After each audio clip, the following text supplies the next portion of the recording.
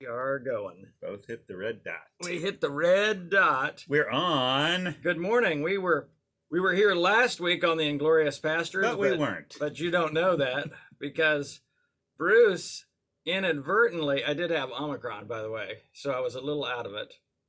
But I inadvertently didn't plug in the microphone. Wait, you're just now telling me you had Omicron?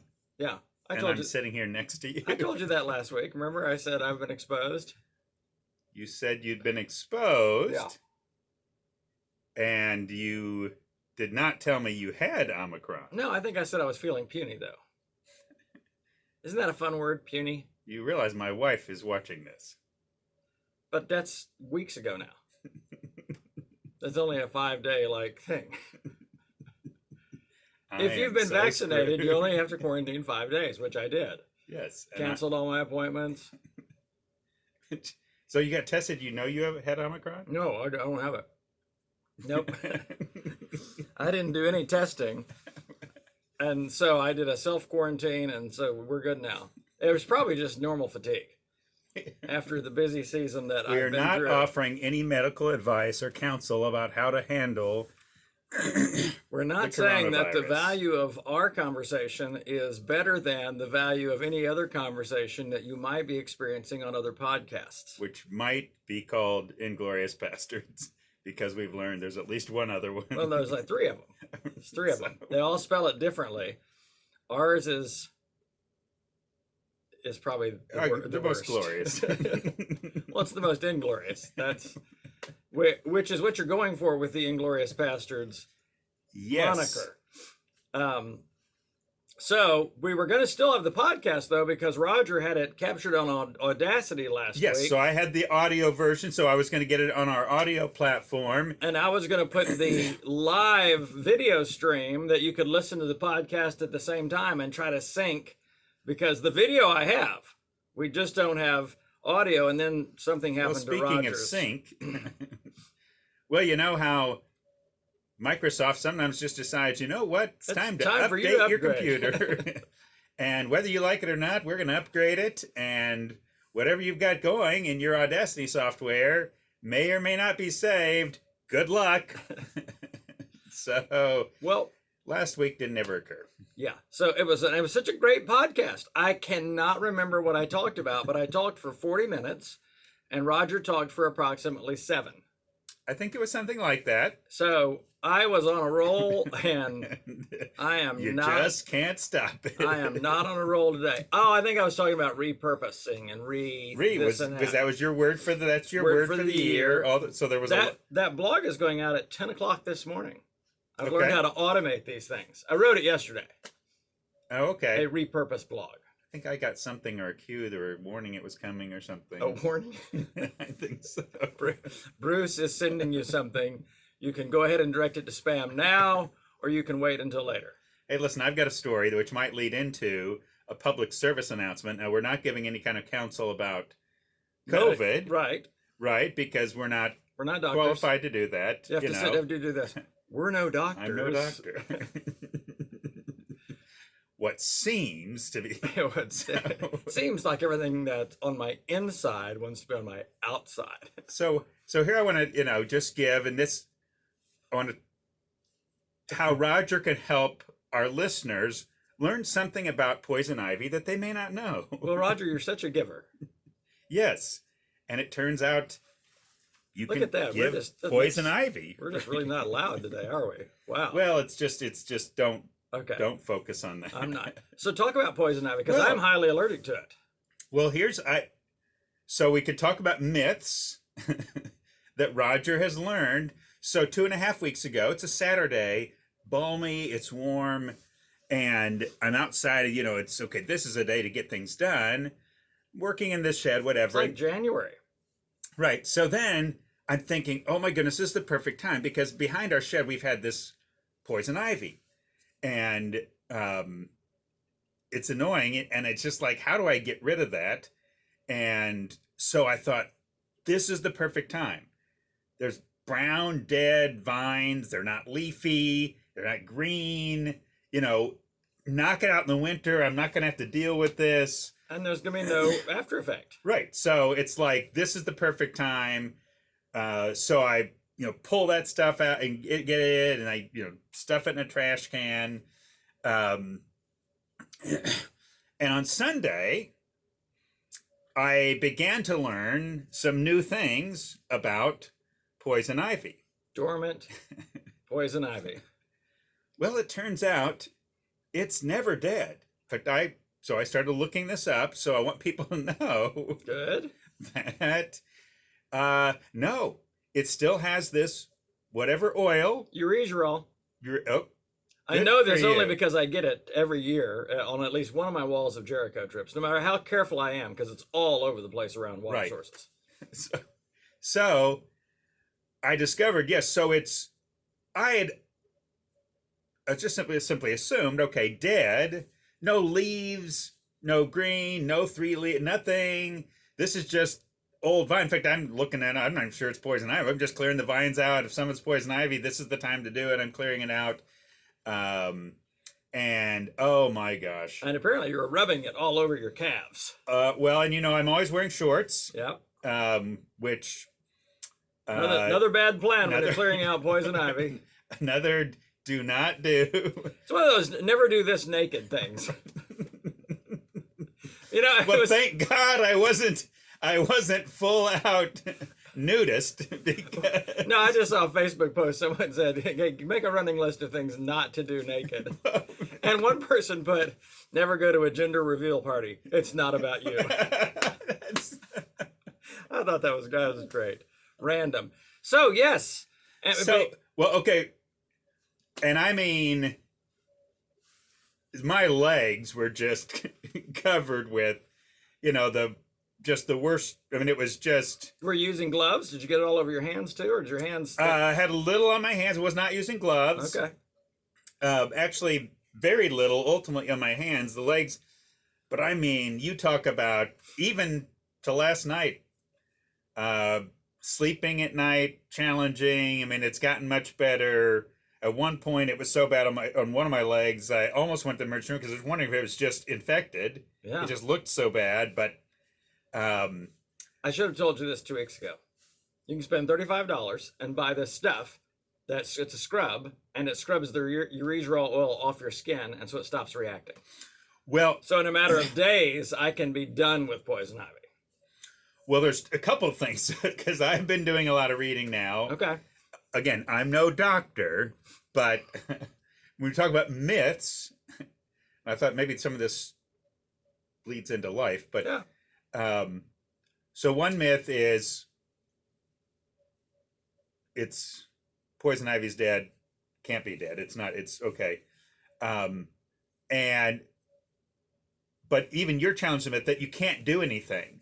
Reading now, I was looking, there were some, before you do some with poison ivy, you can put something on your skin. Mm-hmm.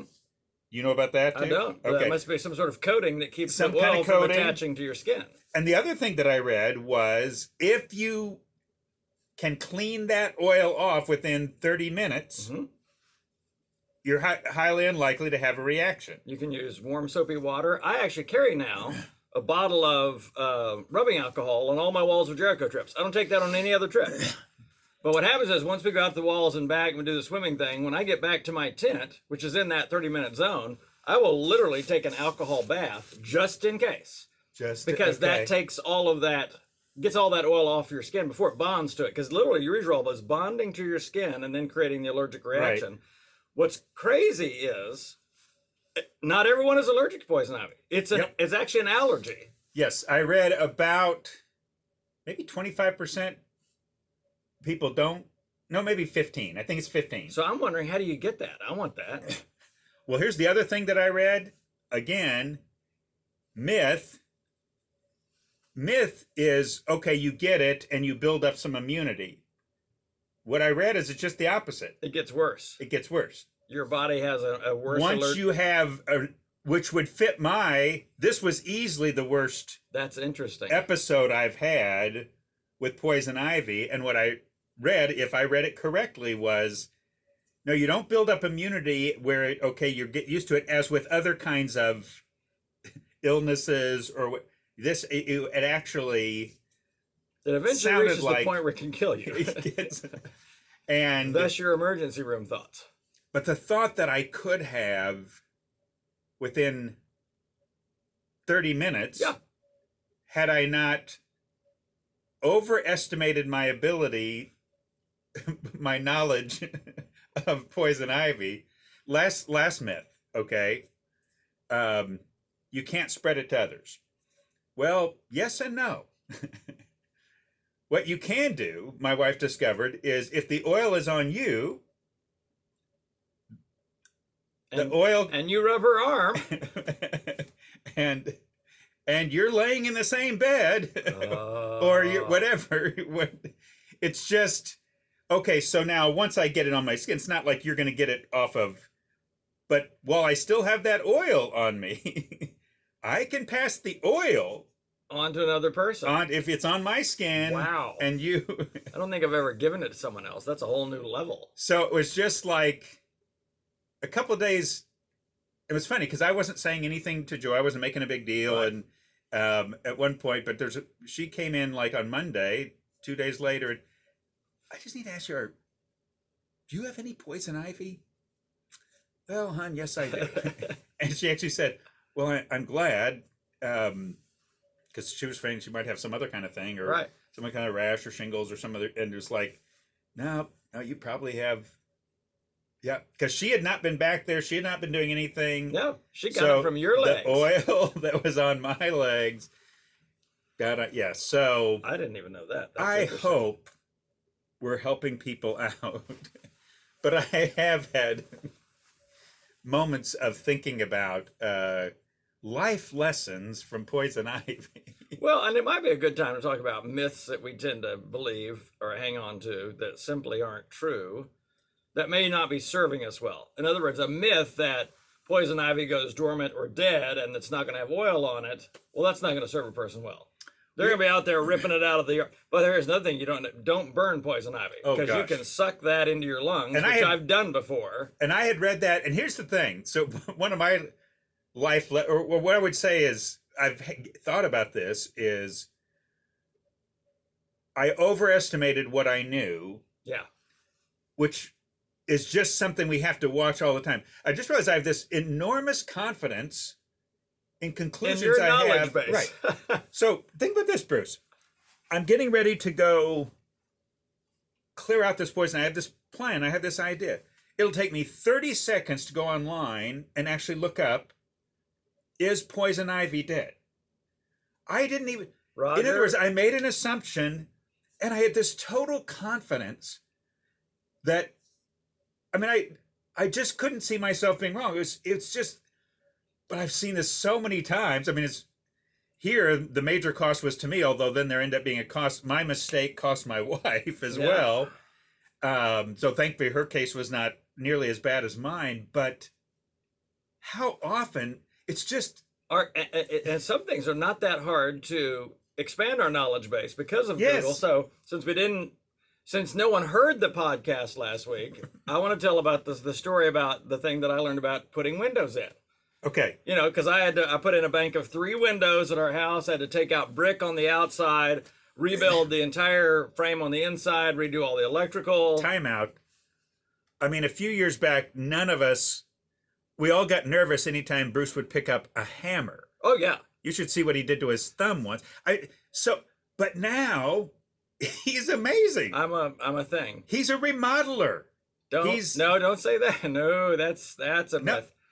You put an enormous, beautiful set of 3 windows in a brick wall.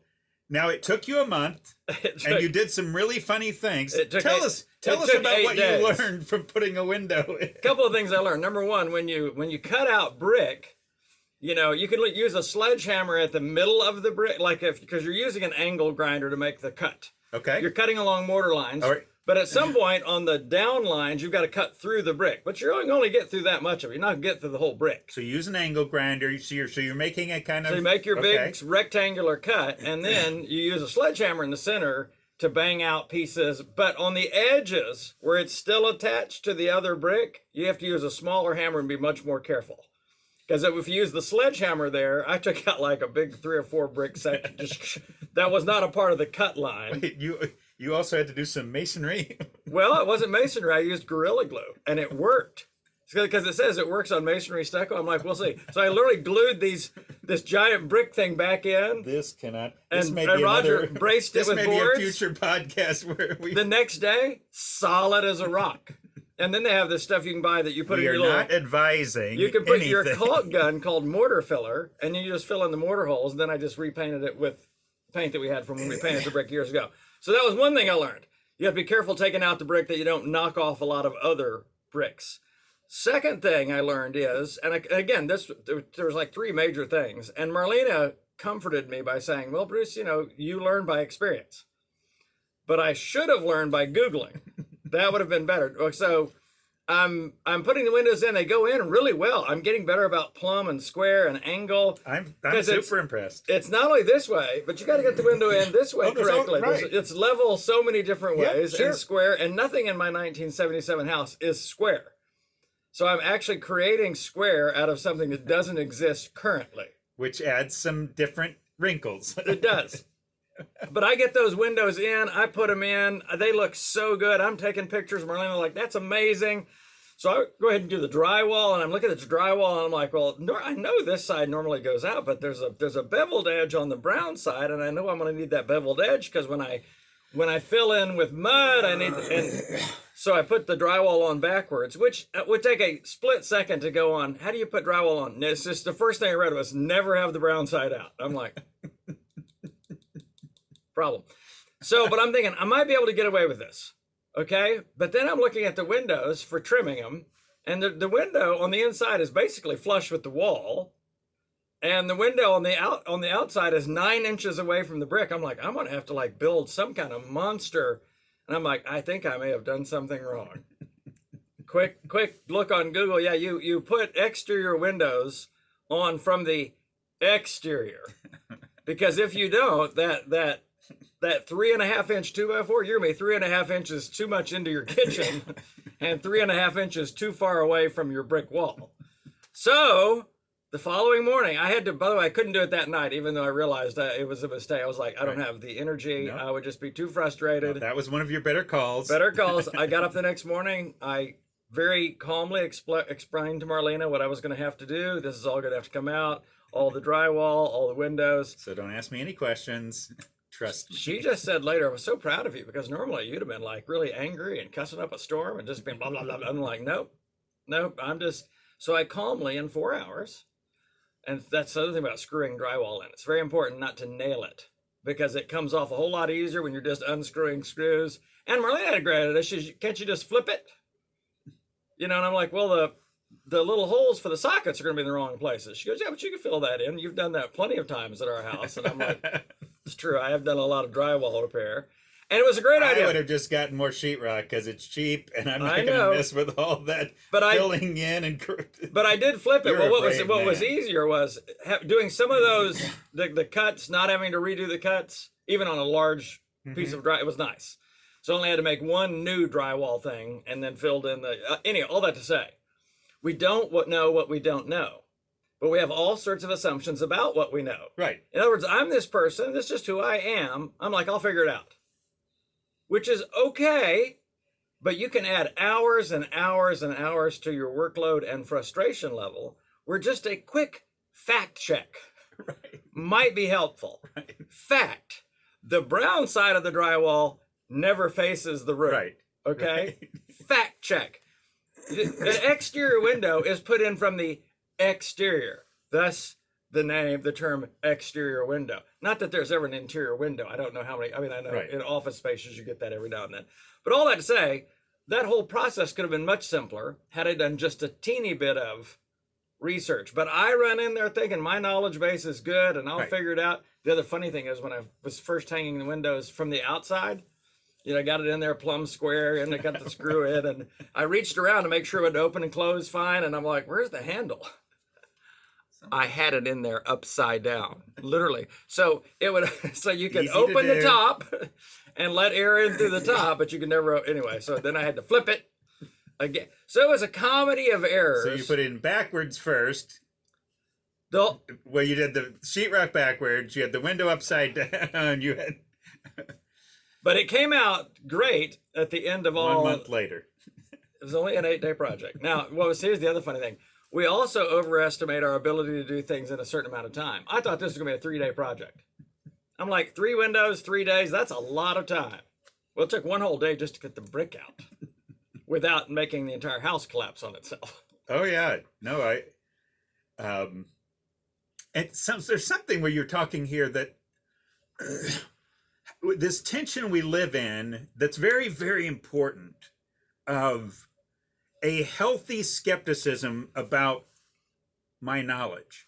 I need to write that down. It's not that it's wrong to be confident. It's not wrong that we're not saying you never make a claim. But I think we need to be more cautious. We need to hold more loosely the ideas we have. It's living on a daily basis where I'm not doubting everything I believe, but I'm holding it loosely. Yeah. Because of all the things Roger believes today. 38 special. Hold on loosely, but don't let go. Of all the things I believe today, some of them are wrong. And if I don't have a healthy sense of my fallibility, a healthy sense of my ability to do things wrong, then I won't learn. I'll shut myself off. I'll give my wife poison ivy, or I'll inflict an idea. Sometimes, of course, there have been times where I've realized I was teaching an idea. Yes. That was wrong. And here's the thing. What if think about the confidence I had with me going in that situation with the poison ivy. I might have had the confidence, I can almost see me. Let's say I'm out there with another person and said, this poison ivy looks dead. I would have said, oh, I don't think you need to worry about that. Now, because I'm so allergic, I would have said, I'm still going to worry about it because I don't know. I just know I have really bad experience with poison ivy. Yes, so you already know. And I know not to burn it because I had done that. Roger, I'd actually done that at Gleason Drive. Pulled a bunch of off that wall, pulled a bunch of poison ivy, burn it, and then I was like literally having allergic reactions in my lungs. Yes, that can be very. It was not good. No, I've never done that. So I've never done anything like that. So think about the Johari window, I think it's called. It's this idea there's 4 panes in the window, and I always love this, but I'm going to add a new pane today because it's important, and this may be a chapter in the book now that I'm thinking through it. Okay. So the Johari window talks about there's 4 panes in the window. This first pane is what you know and what others know. So it's sort of common knowledge, what you know and what others know. This next pane is what you know, but others don't know. Okay? This pane down here is what others know that you don't know. In other words, often it's things they know about you that you can't see. And then the 4th pane is mystery, what you don't know and what others don't know. Okay. But here's the 5th pane that I would add to that. What you think you know that you don't know. Isn't that interesting? Because I love this idea of healthy skepticism. I shouldn't assume too strongly that I know what I think I know. I know components of certain things. Right. Even Paul talked about that. Now we know in part. Right. And we teach in part. In other words, but we don't know the all. We don't know the whole. Only God knows the whole. Right. And I was even thinking about the importance of mystery, even when I thought about, in this undivided book concept, the importance of mystery. To be willing to say, I don't know. Yeah. I mean, and I've read plenty, but I don't know. And I believe maybe only God knows. But we don't have a place really for mystery. We want to come in, no, we need to have the answer to this. We need to know what this is. And I'm like, we can't. Right. So we need a category for mystery, but we need a category. We need also for this new Johari window pane that you've created. So what would be a single word that describes what I think I know that I don't know? Arrogance. Wow. Thanks for that. No. That's a great, you're right. Overestimating what you know. it's giving a superior. You jumped in really quick with that. What I'm saying, because listen, I am an arrogant window builder. I'm a specialist. I'm a specialist in arrogance. I'm a specialist in but the story I just told is overestimating both what I know and what I can figure out. Right. I'm really good at this. I'm very good at this. I'm very good at this. And just how confident. So I just have to look back and laugh. Yeah. At how glibly I assumed I knew when I had a kind of certainty. Because listen, I don't like poison ivy either. I mean, I've had poison ivy before, and it's like, now I didn't know that it can keep getting worse, but I've had it before, so it wasn't like I was, and even knowing that, I just glibly went in because I had an inflated view of my reasoning ability. I had an inflated view of my knowledge, and I had an understated view of my ability to be wrong. And think about it, Roger. That arrogance that you're talking about, it bred a confidence. Oh, you yes. were confident. In other words, you weren't thinking, maybe I should, Right. put pants on today. It just said, oh, no, I'm confident about this. Oh. And I can't think of how many times I've done that same kind of thing. I'm just popping those windows in. Right. It looks great. I'm like, this is awesome. Taking pictures, but it's all wrong. It's so I've had time to think about this, and it's trying to find. It seems to me that in the church, I just think about the church we grew up in, and this isn't actually making a statement of that church, because almost every Christian I've talked to from any kind of denomination or background, what we've discovered together, sometimes chuckling, is all of us had an overinflated idea of our denominations or our churches or our groups' ability to get things right. Yep. Again, we would see ourselves as sort of the purest line. Whatever's gotten off, the earliest church, you think about, okay, Catholicism, boy, they got way off. Boy, the Presbyterians, they got way off. The Charismatics, they Sovereignly. But our group, if you trace back to the original church, you're going to find this is the purest line right here. I mean, think it starts with John the Baptist. Right. He was a Baptist. Right. So, but I think we had a very high view of the ability of others to be mistaken. Yeah. Right? It was not, but here's the challenge is we didn't have a healthy sense of our own propensity for error. Right. Our own propensity. It's almost like we gave ourselves a pass. We could, that group, or we might even say something like, they're not as doctrinally focused. They're just looser at that. Or they're more emotional. Or they're more emotional. They don't take things as, and again, we would kind of see ourselves, we're the people who take Jesus really seriously. So one thing that I thought about that, like if I said to you, I want you to tell me how you feel about this statement. If I said to you, Roger, you've been duped, how does that make you feel? No, that's absolutely none. Right. I'm undupable. Right. But I realized as I was working on these chapter ideas, I'm like, part of the reason we don't want to admit that we're wrong or even explore our motivations about why we're holding to something that may not be accurate is we don't want to feel that we've been duped. Right. But I realize, particularly as I've watched certain Holy Post podcasts, I'm like, oh, I've been duped. In other words, that I've been sold a line of thought or sometimes a belief system that was inaccurate, but I was sold it so strongly. I took it. I'm going to use a colloquialism: hook, line, and sinker. Yep. I mean, I'm just like that absolutely. So even like with the moral majority and Ronald Reagan coming to our school and speaking and all of that, I realized there were places where I had just been duped. I was presented with something that wasn't an accurate representation of reality, but it was in the world, the microcosm, the subculture that I was in, it was absolute gospel. Well, what's funny now, where I wrestle with the term dupe some, or at least I want to tease that out a bit, is dupe can be the idea intentional. Someone's intentionally, but the really sobering thing is where a group is influenced by a narrative. Yes.